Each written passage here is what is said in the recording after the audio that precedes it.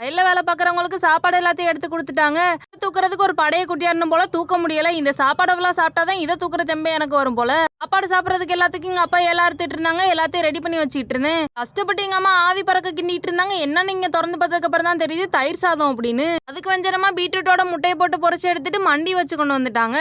கத்திரிக்காய், உருளைக்கிழங்கு, முருங்கைக்கான்னு எல்லாத்தையும் போட்டு ஒரே மண்டியா வச்சு விட்டுறாச்சுங்க. அதோட சாம்பார் கொஞ்சம் எடுத்துட்டு வெள்ளை சாதம் எடுத்துட்டு வந்தாச்சு.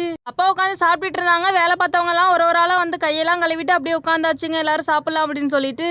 நேத்து நம்ம வயல்ல வேலை பார்த்தாங்க. இன்னைக்கு வேலை பார்த்துட்டு இருக்காங்க. நாளைக்கு வேலை இருக்கும். 6-7 பேர் மட்டும் வேலைக்கு வந்திருந்தாங்க.